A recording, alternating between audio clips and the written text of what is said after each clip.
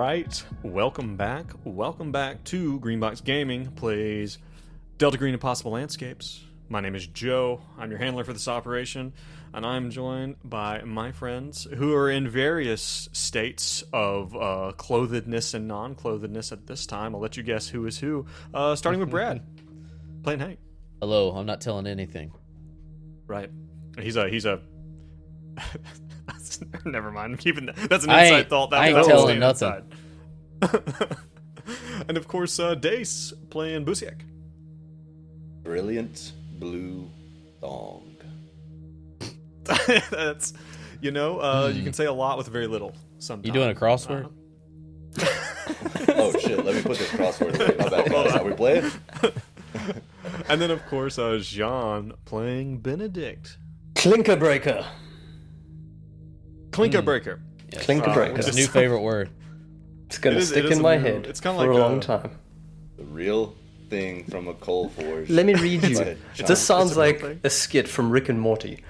The clicker breaker fits inside the air blast hole in the fire pot and supports the coke from falling through the air blast hole. It does kind of sound. It sounds Rick made and up. Morty-ish. All right. Is that the... Okay. Sounds like the wiki. No, clinker breaker is a fun word. I think my favorite word is probably duodenum. It's just Duodenum. a fun That's a word good to one. say. I like to say it's someone even heard more that as fun. well. And I say duodenum. Or do you say aluminium? Yeah, like everybody else in the Really? world. Aluminium. No, they don't. That's everybody does. You guys are in denial. It's aluminium. The three of us don't. 3 versus 1. Oh, I guess fine. Right. Well, guys, so now being back into Impossible Landscapes. So good. We did Hellhole. I wanted to let you guys know. I wanted to give you guys a bit of an update. I met with Steve, and me and him are going to start working in earnest on my operation. And I also have already recruited some people I know here locally. I'm gonna run them through an intro scenario to Delta Green, get them acclimated, and then we're gonna run them through my homebrew operation. Ah, Awesome. Yeah, I want Like a to. beta testing situation. control group. I want to. For the sanity check, I obviously want to talk about this, but I want to talk about Joe's thing, and then I also want to talk about Dace's homebrew Oh yeah. experiment as well. Yeah, we'll chat it up, fellas. Well done. Well done, everybody. We Thank you for the paywalled the enthusiasm. content. Wow. Excellent. We've done it. We're a real podcast now, guys. Oh, Wills, get the hell out of here. What do you say? He said aluminium. Correct. Say it correctly. Thank you very much. That is 3 against 2.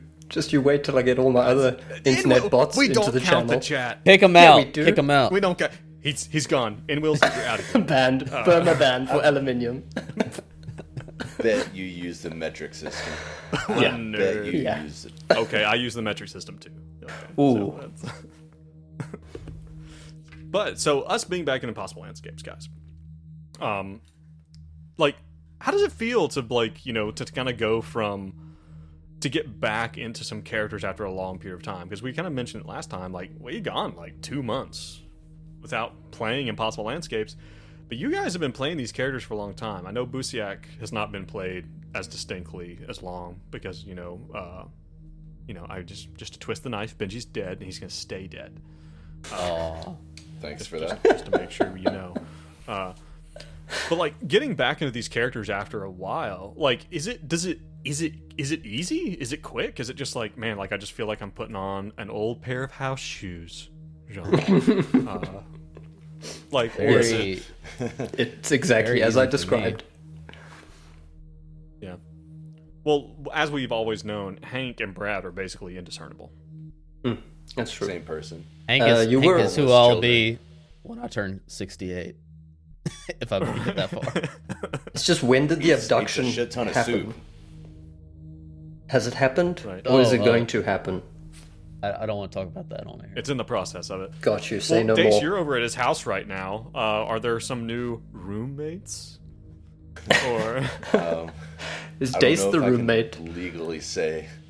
Okay. I will be the homeless person that he adopts when he's 60. That makes a lot of sense. Oh god. Just feed him Well, like- soup. Right. Soup all day. Well, Jean, like in like getting like you've been playing Benedict for a long time. You know now. Like it's been 2 years, Yeah, isn't it? Is yeah, it 2? easily. However long. It's been. Joe, it's worth saying I will be devastated if he does not make it through it. But I'm aware it almost happened. Well, I think he got pretty close last pretty episode. close there. But it felt really fun and good. I think the thing that got me back into character was remembering, or you guys reminding me about the ridiculous general's coat that he had on. And I was like, oh yeah, no, that's exactly it. You need to tap into that madness in my own brain. Forgot that things I are forgot that also madness. quite silly. Yes. Yeah. Well, and then again, it's like, and that's, we don't play an entirely serious game. You know, we have some pretty good fun with it. What about I don't know. What about for Busiak? Like, is it pretty easy to kind of fall right back into Busiak? No. Well, yeah, yes and no. There was a moment of panic before I had to like say something in character, and then once I started speaking, it's like, okay, yeah. Oh, this, I found this him. feels.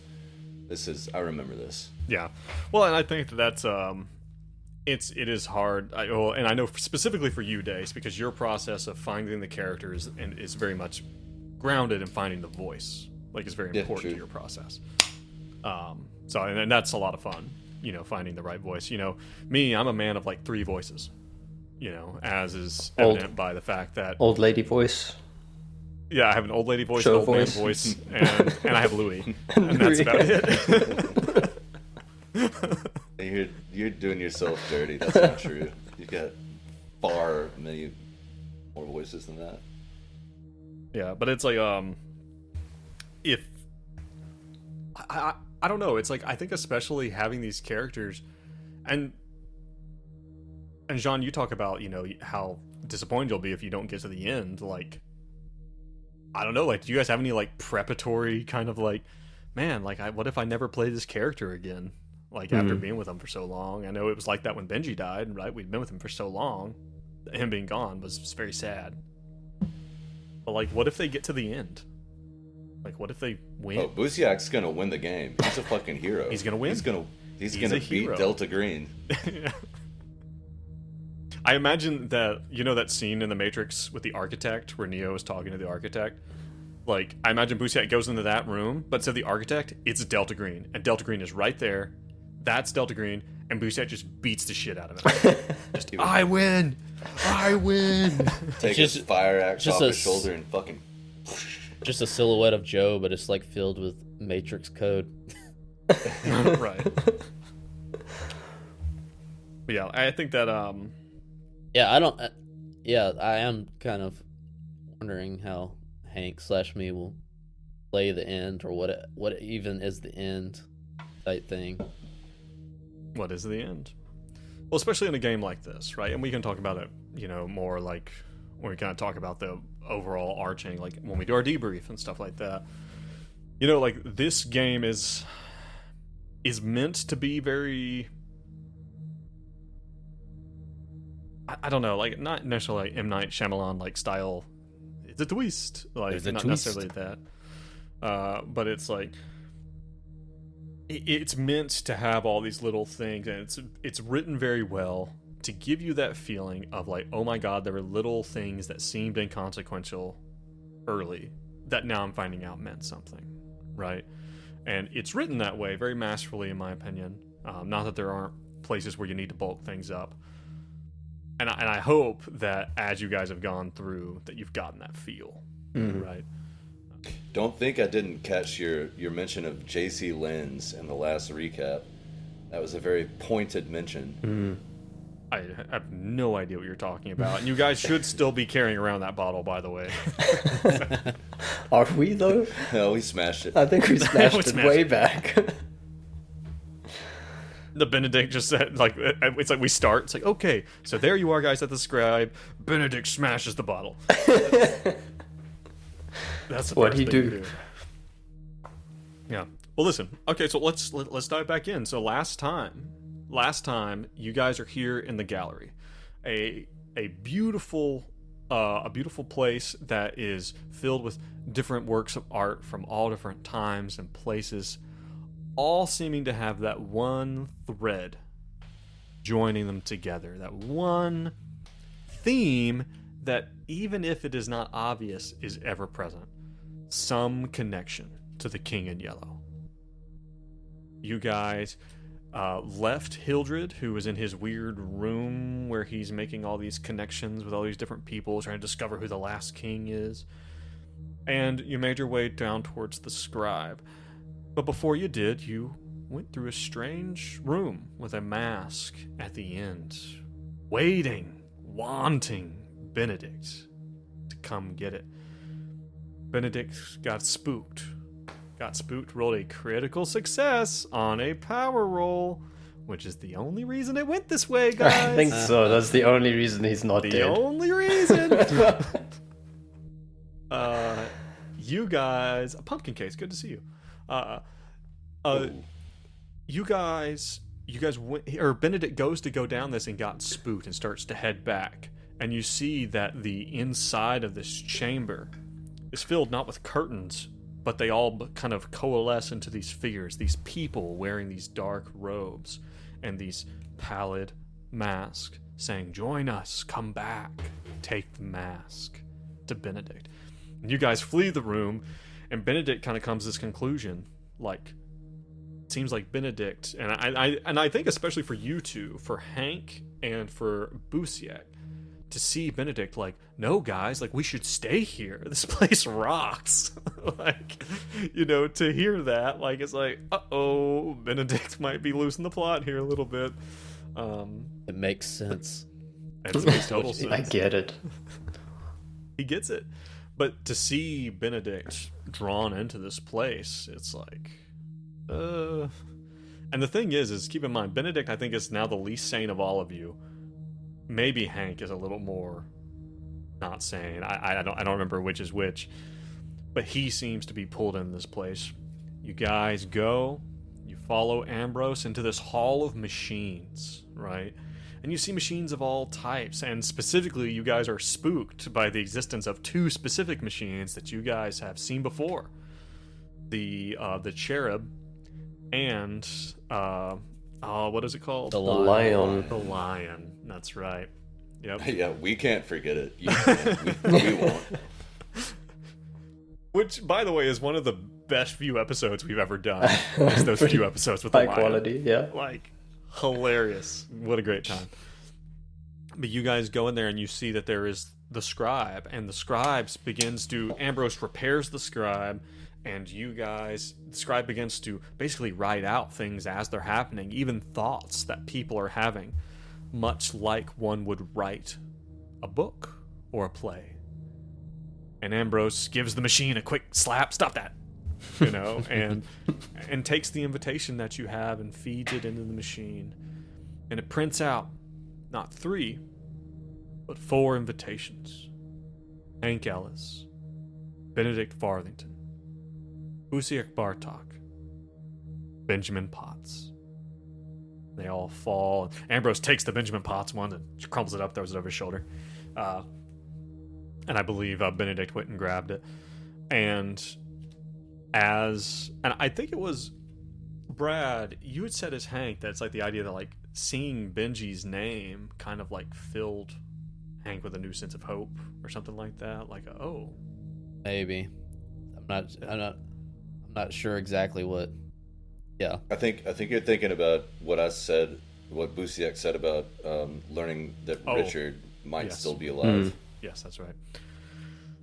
But Ambrose tells you, it's like, well, this is pretty much where our partnership ends. I want to thank you. And he turns to Benedict. He says, again, I want to thank you for helping me to finish out that last room. I know I did what I did with that picture, but I'm glad that you were there to help me. And he turns to Busiek, who's still got pieces of mannequin attached to his body. He's like, "Good luck to you, sir." Yeah, appreciate that.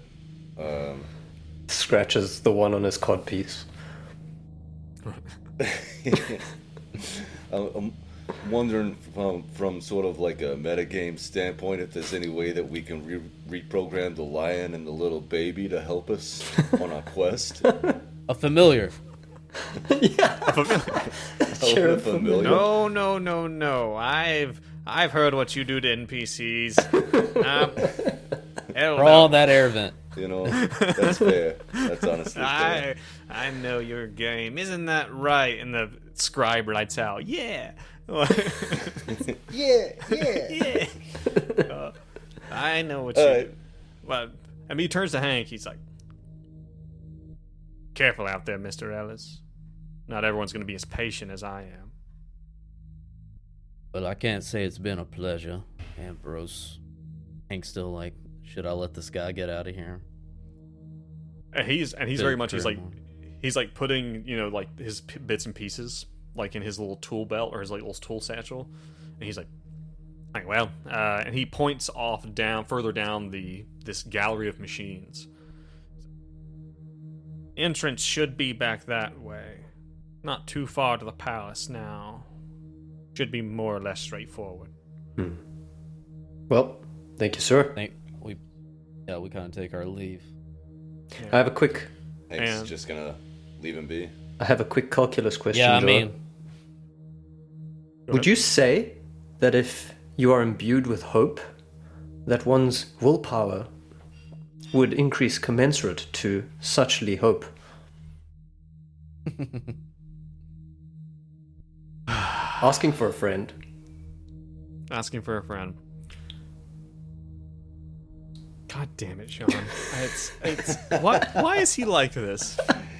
Somebody check the bingo box. Yeah. Who's playing Greenbox Gaming Bingo? Check the Jean tries to argue for a random bonus. And is correct, Thing. might I add. It turns out Steve was right when he made that thing. How about this? Let's take a look real quick. Let's take a look at Benedict Farthington's motivations. Okay. Uncover the Protecting truth. his group, being the center of attention, collecting keepsakes, damaged veteran. Yeah. Protecting why his does group. Benedict have hope now? Yeah. Oh, I was talking, like I said, I was asking for a friend who just got imbued with hope. Two friends, actually. One of them asking for found a that friend. his possibly dead partner was maybe still alive. And the other one felt a sense of hope that Benji was alive from a piece of paper. Oh, Yeah, I don't think anyone's gonna get any. God damn it, willpower fine. back for that. Fair, Good fine. try though. Uh, Real good try. As we were, so we continue. Yes, we continue. So you guys are here, and again, and Ambrose goes to walk off, like he's gonna leave, and so if you guys are letting him leave, he's leaving, and he goes and he turns a corner, and he's gone. So you guys are now here standing in this gallery of machines. Apparently, you still need to make your way out. Real quick, could everyone make me... Actually, no, I'm going to tell you what's going to happen, is that Hank Ellis, with his high alertness... Hank, you hear Ambrose's steps fade into the distance, and you're kind of listening to him as he goes. I imagine Hank is trying to kind of considering whether or not he should kill Ambrose. Because you've made it very clear that Hank does not like this guy, and not that he doesn't like him, but that you made the equivalent, the comparison to like an arms dealer or something, you know? Yeah, Like he's a maker of weapons that do God knows what. of realities that God Yes, knows what. exactly. And you listen to him kind of walk away. Maybe you guys are watching Hank as he's kind of seething as this guy kind of walks away. It's a small old man. And Hank, you're paying attention as he goes, and you hear his footsteps fade. But then you pick up on another pair. You hear some other footsteps. They are the sounds of hard-soled dress shoes on a hard floor. This guy. But then you hear another one. And they're not like just walking toward you. You just hear them kind of moving in the distance.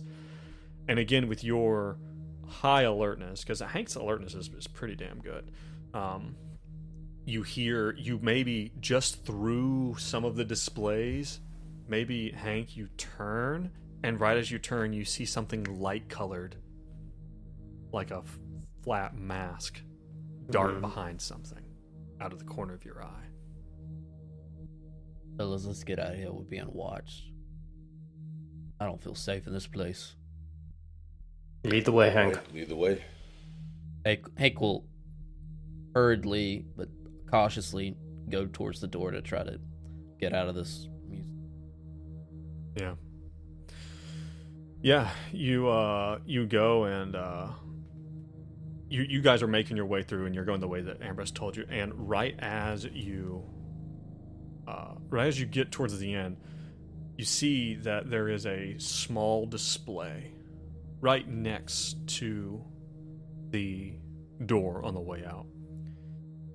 It's a record player, and it's sitting there on a small pedestal.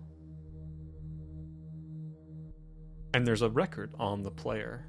And as you draw close, there is a mechanical sprung kind of sound. Sounds like something almost breaking. Like as you near this thing. And the handle begins to turn. The spring-loaded device begins to run. And right as you guys are leaving, I wish unfortunately our stupid Discord bot is fucked up. Otherwise, I would play it. You hear the sounds of a song that you heard a long time ago. Sing it. I'm not going to sing it. You have to sing it. You son of a bitch. It's a song that you heard a long time ago. A song called Whatever Happened to Abby. And it begins to play as you guys are kind of hustling out of here. Busiak, you chance a look back, and you see that you guys have all seen V for Vendetta, right? Mm-hmm. Yeah. You know the scene at the end where all the people dressed as Guy Fawkes are all coming across the bridge, like all the people in the mask with the long robes? You chance a look back, and you see that you can't even see most of the gallery of machines but now. There are so many figures. These cloaked figures all walking behind you, keeping a considerable distance. And they're following you as you guys move. Guys, we got company. Okay. We're not. We've had enough of this place, and Hank will point the gun at the record player and just shoot it. Oh, Holy shit. Damn it. Hank, I was about to bring that to the king, you bastard. You break all my toys. You son of a bitch. Hold on real quick. I think I do want to play this. I'm going to play it for the people listening on the stream. About joking about you guys doing talk. that, but then you're just like, fuck it. Yeah. I'm doing this. I mean, Hank's had enough. He let Ambro go, but he's just not going to have this, this Taunting. other, I don't know what to call it, just, displayed in his face, just taunting him, Let Ambro go. Hold on, I got this. Let Ambro go. Get aggro. Hank, I mean, Try I think, that. well, Hank's mind, he's not just gonna, he doesn't even know if, shooting this, he's not gonna let loose and shoot into this crowd of whatever they are, but he's just gonna, in a sense of defiance, that he's still holding on, that he still has his own fate in his own hands, shoot the Does record Hank player. Makes sense. care about Abby anymore? Or was that an echo of the past? That's what I'm saying. He's kind of numb. He just but he still doesn't like the idea of not having his own fate in his hands. Almost like a shut the right. hell up, but except with an M16. Yeah. Right, or a shotgun or whatever he has. Yeah. M4. Yeah. You have an M4? Alright, you go and you fire at this thing. You turn, And the first round maybe doesn't just like completely destroy it, but I imagine you just like squeeze a few rounds in this thing, and just as quick as it stops, just the music stops as this thing just like falls apart, and you know, one of these springs just flies out of it into a weird direction. And as you fire, you see, and I imagine Busiak, are you just full on turned back looking at these guys now? I mean, when I hear gunshots, my head snaps around. Right. Well, I sure. mean, like to the group following you, like to these people in the robes. Yeah. Yeah. You know, when he fires, like there's a short hesitation, and again, like it seems like they're keeping a very standard distance from you guys. They only move when you guys move, kind of thing. And you shoot, and there's this murmur amongst them that you can see, and you can, again, they have these masks on, so you can't really see you can't see their faces, but you can hear the muffled talk, oh, he's too far gone. Stay here, stay with us. And Busiak, I imagine Busiak hates this, this murmuring. He's probably not a big fan, but Benedict, I love it. Benedict, there's something about it. Mm-hmm. Something about it. You could stay. These guys seem like they have a pretty good setup here. They have all this cool art. You could stay here. I think he probably feels that tug, but then he looks back at the masked figures, the faceless figures that were chasing him down, and there's a bit of conflict in that. I don't think it would grip enough to stay. Yeah, there's again, it's like a earworm, like it's just like burrowing its way in your brain, but it's like I guess spoilers for the movie Inception. It's like Inception. It's like you know that it's not your thought. Mm. You know it's not, so you reject it, like you push it away. There's also some very, very strong motivations going. He's got two bonds left. One of them is Hank Ellis, the other one is Busiak, and one of his main motivations is protecting his group. So, as much as he'd love to stay and drink the Kool-Aid. Yeah, I think Hank's not even saying anything, not to interrupt Sean's thing, but like to make clear what like Hank, he shoots the thing and kind of gives a pointed look to these figures and just whispers under his breath. He says, walking out the door. I just keeps going. Yeah. Oh, and Benedict turns to situation. Benedict turns to Busiak. He's like, "That was cool as hell, right? That was cool." Yeah, that was pretty fucking cool. pretty cool. Like, not gonna lie, a little bit turned on. You guys head out, and as you Do I have a mechanical question? you're going, Did Brad destroy the unnatural? I'm just curious. Was that player? God damn it! Was it unnatural? Man, We you can would've move made on. a great lawyer. We can move Oh on. man.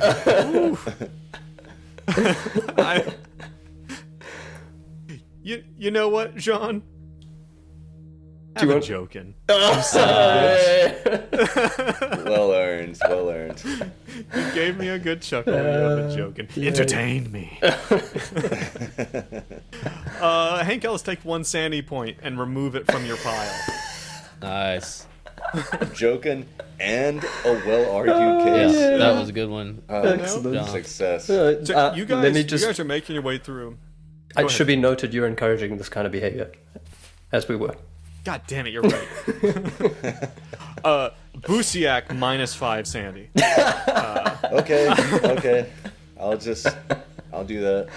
So you guys, you go down this, you go out the way, and you see that these cloaked figures, they're keeping this distance, probably about 50 feet, right? Of distance from you guys, but it's kind of constant, and it's almost as if it's like, well, you've seen us now you've seen us, so there's no reason to hide. You guys go down this hallway, and I imagine that you're kind of constantly keeping this eye behind you at this crowd, and you see that there is one of those illuminated exit signs above a door, and you're kind of in hallways again. And there are paintings and things like that, but they're not like distinct galleries. They're like filler pieces, kind of throughout. And you see an exit sign, but as you go through the door, or you go through the doorway into this new hallway, all of the electrical lights are out. And you can see in the light that's spilling in that this hallway looks to have fallen in on itself. Like, it's like the rest of the facility, the rest of the gallery is very nice and well maintained. A little dusty, but well maintained. And there's this feeling that maybe there's debris like piled up against the windows and stuff outside. But here, it's like suddenly you've entered into a new space that's completely unmaintained and literally fallen in on itself. But to the side, you see a small wooden door that's very out of place for how brilliant and lovely everything is here. Very out of place. And it too, but this one, instead of having a lit exit sign, just has a placard on it that just says in red letters, exit. So we have 2 exits? Just one. Just one, okay. Just the one. Wow. What?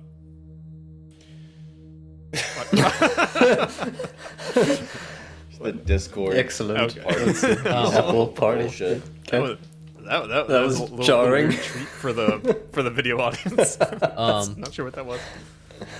Hank's like, I guess this is it, fellas. It's a bit on the nose, isn't it, Hank? The big old exit sign at the end. Kind of makes me want to roll some sort of check, possibly a search or like a... Does what's- Luciac do it? Look around one last time. Yeah, well, I'm more focusing on the exit door. Like, What are you looking for? Yeah.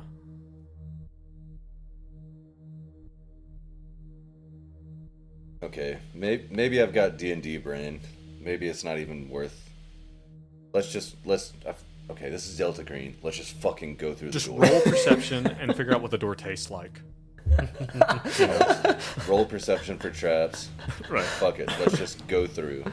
So at that, I think about Busiak maybe just says, like, let's just go. And Busiak pushes through. Right? And Busiak maybe pushes past Hank and opens the door. Sure. Yeah. It's not what you're expecting. Because you open the door, and in front of you is some type of restaurant? Kind of? Empty? And it's like you've... completely empty. Arby's? There is...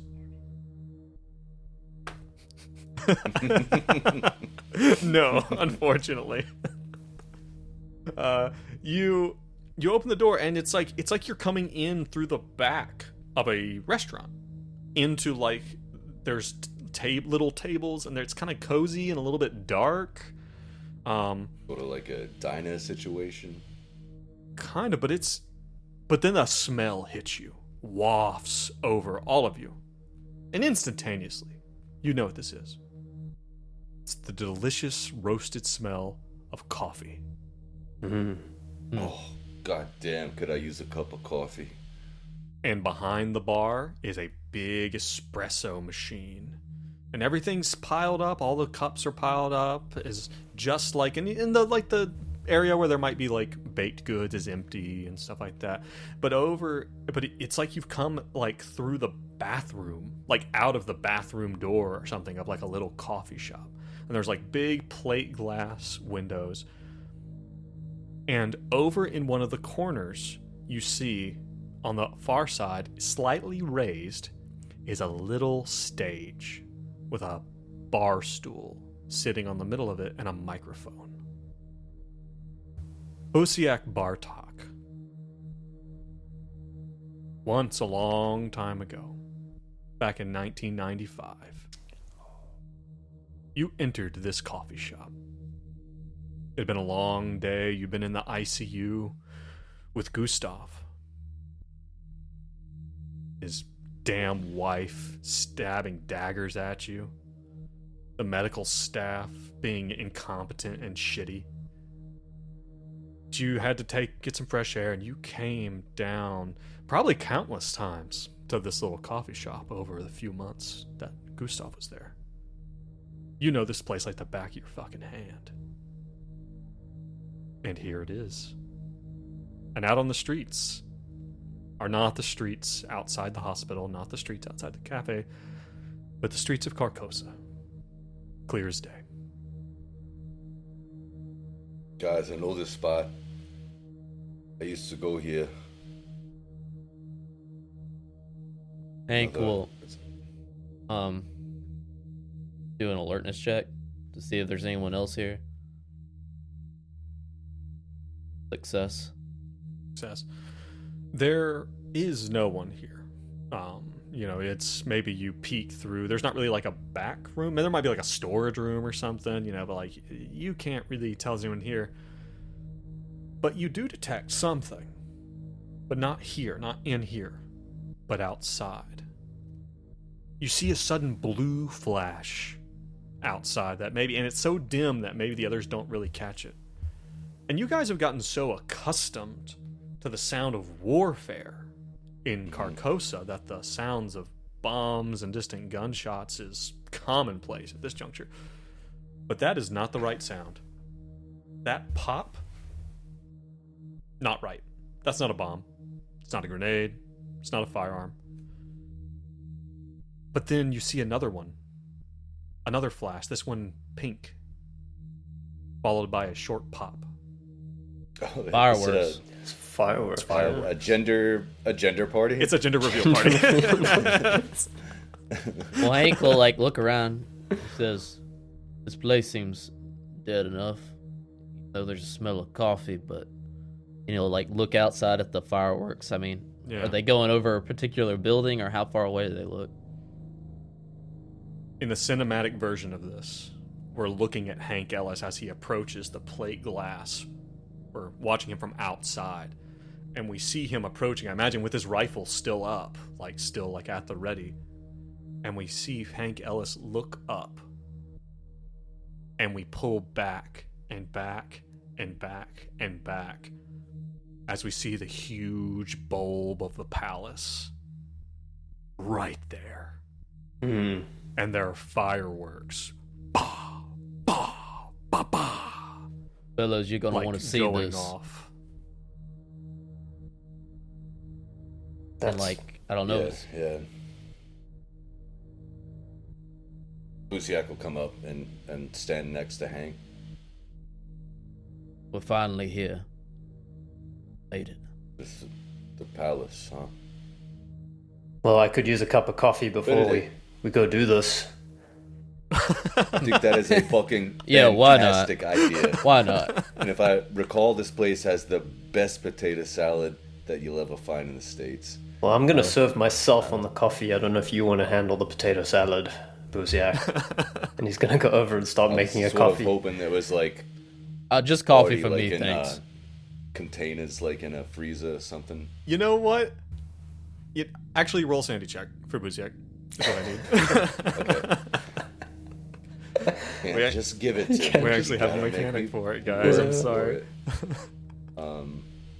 Oh, and Benedict forgot to mention that he'd love a bazooka. He was just thinking he'd love a bazooka Nice. in a freezer. I got a success on the potato salad check. No potato salad, I'm sorry. What? You motherfucker. Yep. It's reversed here. It's reversed. I'm genuinely, this is the first time that I've been genuinely mad on this podcast. All I wanted for my character was to have some comfort food before they go into this hellhole of a palace. No, all you find is kale salad. It's one of those joints. Fuck you, I quit. He's done. So Yeah, I think- are you guys literally making a cup of coffee? Yeah. I think we would have Surely- a little rest and a cup of coffee. Regroup. We leave. know it's the end. We know that Yeah. this is exactly where we had to be. I think We're not over in the- any rush. coffee, Hank will just try to give not a pep talk per se, but he's Benedict, are we still all there? I mean, this is it. We don't know what we're gonna run into in this place. Hell, I don't these know. guns might be worthless. I have no idea. Look, I am glad we at least got those invitations. I still feel like we're on this train that we just can't stop, Hank. And I don't know what to make of that. But we just have to ride it out, I guess. But it is good to have a cup of coffee with friends. Nothing better. Clink, As clink. the sound of the grinder goes up.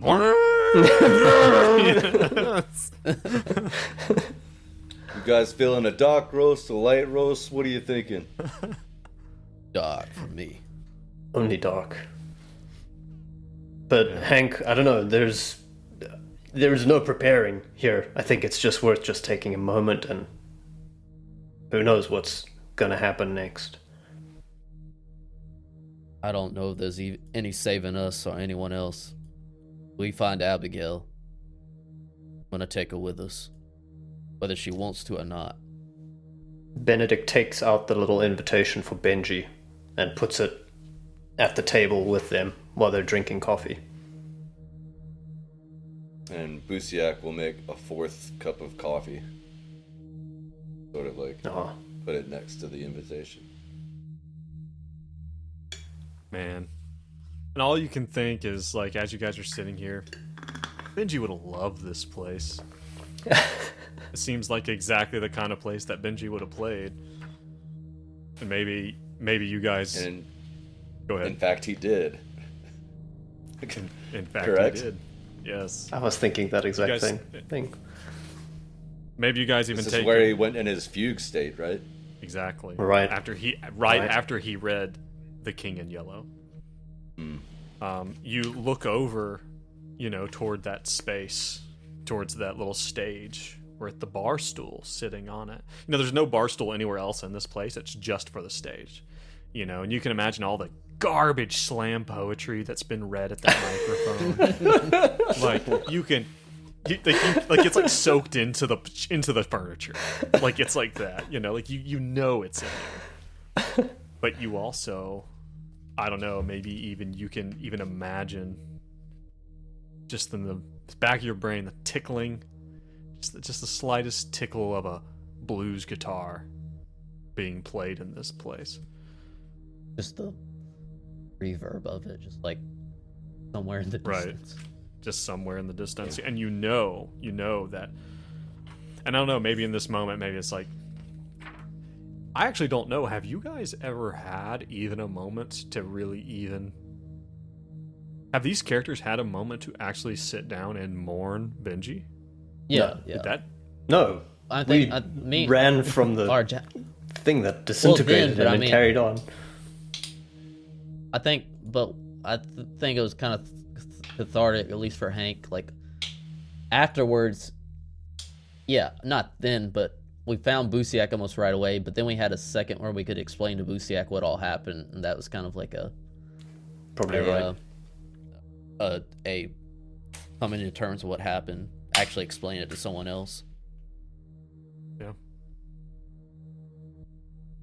So you guys take your time. You take your time. You enjoy your coffee. But at some point in time, the coffee's gone. Is this a rest? I'm not trying to be like but it seems like it. Not would trying to like be a rest. Jean. Eye roll. Saw an eye roll. Yeah, click your fucking buttons. Roll your D6s. yeah. Take your willpower back. How much willpower do we get? D6. D6. 5. Ooh, I needed that. 4. 5, Jesus. That's a good cup of coffee. It's a good cup of coffee. Well, the thing is, and as you guys sit here, time seems to stretch, and it's maybe you guys are in this strangely normal place, right? Despite how you got here, despite the fact that the palace is right outside. Like I imagine, you look out and there's buildings on the other side of the street, but looming up behind the buildings on the other side of the street is the palace, right?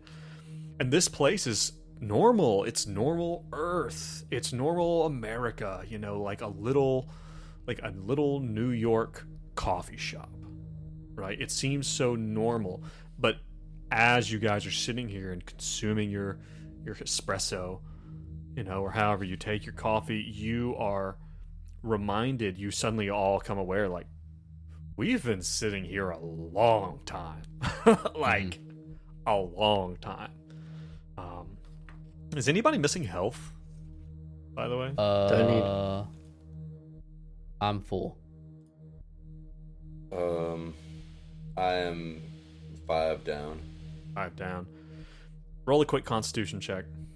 If you pass it, you get 1 hit point back. This is That's a success. benefits of a full rest. You get 1 back. Benedict stands up. Anybody else? What's up? Go ahead. No, it's okay. I'm It gonna. says, I have to pee. Then he goes back through the way that we came. Back to the gallery. No. You see Benedict open the door and turn as he puts a mask on and a cloak. Join us. Benedict will stand up suddenly, feeling amazing, having a new lease on life, extra willpower. He's gonna throw the cup against the counter where the coffee machine is. He's aiming for the coffee machine, and he throws his cup at it. He says, "Let's go. Buziak, you think we can win this thing?" I think we got it in the bag. It's fucking. Nothing like a good cup of coffee. Let's fucking Like do a this. cup of coffee. Masks on. He'll ask a kind of question. Yep. Yeah. Mask on. We put the Masks on, balls out. Let's go. We walk out. Everybody has the mask on. As you guys walk out onto the street, and you hadn't really noticed it until you guys were ready to go, you see that you are not the only people dressed ostentatiously walking down the street. There are women in huge ball gowns and men in flamboyant and ridiculous suits, all marching down, and they're hand in hand, and they're joking and laughing and speaking in languages that you don't know. Some are familiar, some are unfamiliar, and they are all converging on the palace, all heading down the same way. And I imagine slow-mo, again, cinematic version, you guys all pushing open the door and forming up shoulder to shoulder in the middle of the street, walking side by side with weapons and these ridiculous masks, right? And you see people, and a man turns and looks at you. He's got a crazy powdered wig and just the little eye mask over his eyes, and he turns and looks at you and gives you kind of a nod of approval, okay, he's like, Does everybody look fancy, or do we see soldiers or it's from other fancy, walks of life? It's bizarre, it's everything, but everyone looks to be done up, It's like Burning Man. and you. I don't think that's what Burning Man's like, but it might be. I've never been. In a sense. Okay. Well, and that's the thing, is even some of the people maybe are uncharacteristically lewdly bare, but also decorated and stuff like that. It's everything that you could imagine. You guys go to turn a corner right at this big gas street lamp, and you see, sprawling out to your left and your right, going out as far as you can see into the fog, you see a tall wrought iron fence held up by these huge stone separators and a massive steel gate wide open. And standing centuried out in front of the gate are two of these tall soldiers, each in this ridiculous high-booted, a parade-style uniform with the shoulder tassels and this ridiculous red and gold kind of garb. Each of them with a revolver on one hip and a long halberd held in their arm. And they both have these golden lion masks on their face. And they seem to be checking invitations. Some people they turn away and point curtly to the side, and people hang their heads and go off. And every now and then, they motion toward this huge marble staircase that goes up to these massive, massive doors. Imagine Hank's kind of nervous because he's probably not even used to like anything like this, even in reality. So he'll kind of like awkwardly come up and hand them. Wait, Hank, hold up. Benedict's gonna pull him back a second. Hank, we've got that. Is this not? We're almost there, but why not? Why don't we do a deal on the side? We've got a spare prisoner invitation with us. Do you think we can scalp someone? Give them a ticket? Get some... He threw it away. Or you picked Who? it up. I picked it up. It's right here. Ian Frederick de Craig, prisoner 125101. You think there's a market for this? I mean, Benedict, are you trying to make a buck right now? Why not? He's Where the literally fuck is your standing head? outside of a basketball game, being like, cheap tickets! Cheap tickets! I mean, Okay, you guys What think are it's you doing, stupid. man? You think it's stupid. Okay. Alright, I just wanted to check. I mean, we could. What do you want to get out of this said well, person? why don't we just do it for charity? Hank, we don't have to always be bartering. Like, it's like Burning Man. That's what you just- said. You trade. All right, sure. Go give it to We'll sit that. back. Choose one of those poor fellows that was turned away, and why don't you make his day. Make him Ian Frederick de Craig. You do it. This is your idea. Oh, you have that weird face mask thing on. I can't tell your emotions. You look sad. You look downtrodden, like a Kerbal. Like a sad Kerbal. The giant head. Like a sad Kerbal. All right, Fine. give me that damn thing. Snatch it out of his hand. This is He's a waste like, of time. comes up to a sad lady that's been turned away. Says, "Here, miss. I hope this helps you." You're giving a sad Miss and Ian Frederick de Craig invitation. Yeah. Okay. Let the DM note. You guys see that there is a long line, and that there are people standing in line to get their invitations read. Are you guys going to go all the way to the end of the line, or I don't mean- butt in? I don't think so. They're expecting us. They're expecting you, of course. So you're gonna fall into line. VIP treatment. Yeah. Oh, so you're gonna go straight to the front. You're just gonna go straight to the guys at the front. Let's go straight to the front. As We've got that Disneyland Fast Pass Right. energy. Yeah, you got Walking with a purpose. right. You guys walk up with your invitations out, and people start yelling at you, and you can hear that they're speaking to you in Tartesian. And maybe some of them switch to French, and then they switch to German, and maybe even now you're hearing an English one every now and then. Back of the line, that kind of thing. Just like, who are these guys? That kind of thing. But Luciak draws his pistol.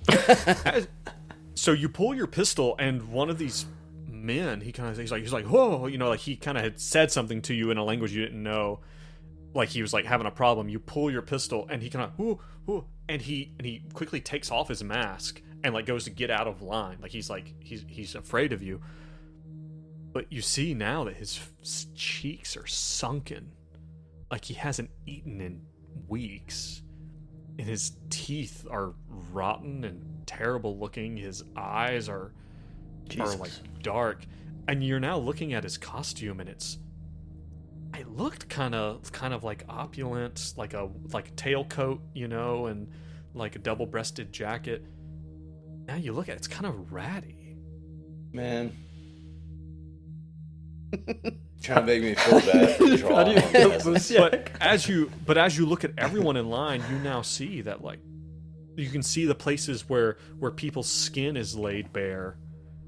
You can see that their skin is unwell looking, pale. So now I'm an asshole. No, I'm just describing to you the situation, man. I don't know what you're talking about. And you see them, but you very quickly realize it's like, and the other two of you can also see it's like, how long have these people been standing in this line? Hank will whisper to Lucia, he's like, "What are you, some kind of asshole?" Hey, fuck you. You saw the same shit I saw. They looked rich as fuck. Now that I know that they're poor, that changes shit. That changes everything. Holster my pistol and feel regret and shame. I feel one of the guards. I can own my emotions. One of the guards in this golden, and you see that inside the fencing, you see small patrols of 2 or 3 guards kind of making the rounds. Maybe every now and then you'll see someone go up, and maybe they're gonna go like try to jump the fence, like they kind of go up and like grab the fence, like they're gonna get up on it, and you hear a quick bark from behind the fence, like they get down. It's one of these guards.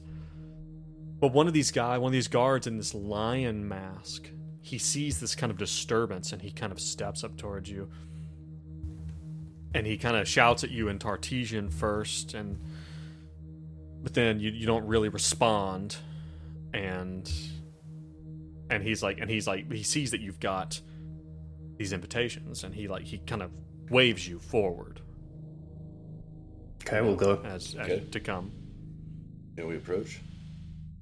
He gets you to the front of the line, and he takes your invitations, and kind of ridiculously he holds it up in front of him, because it doesn't have a picture of you on it, but he holds his picture, holds it up.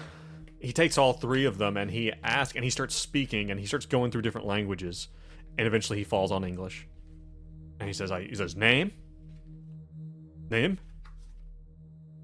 Uzyak Bartok. Hank Ellis.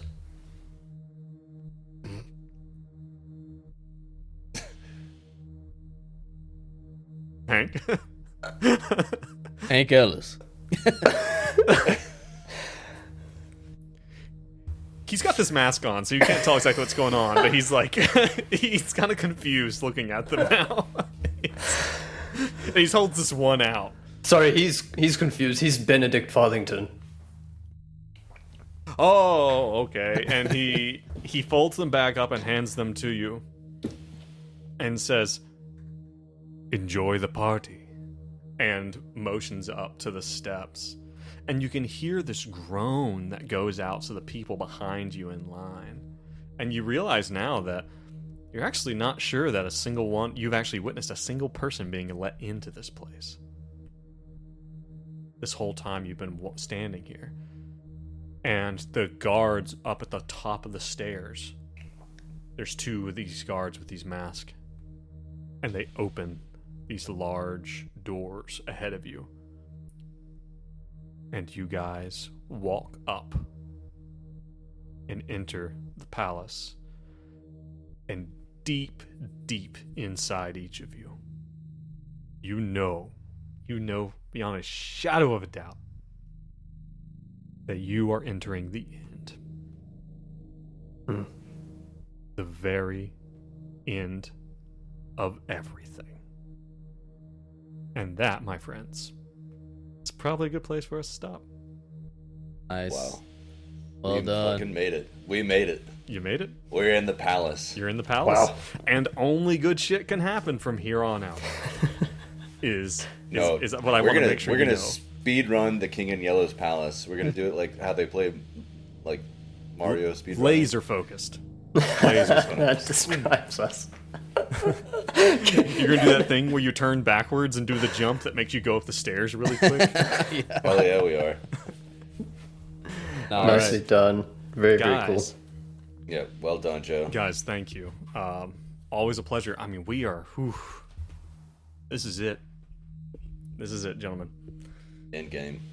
Yeah, and I am very excited for where it goes. Same. Because it is not. I wanna make it very clear right now, right here, right now. I don't know what's gonna happen because there are still things that can happen. So Excellent. we'll see. We will see.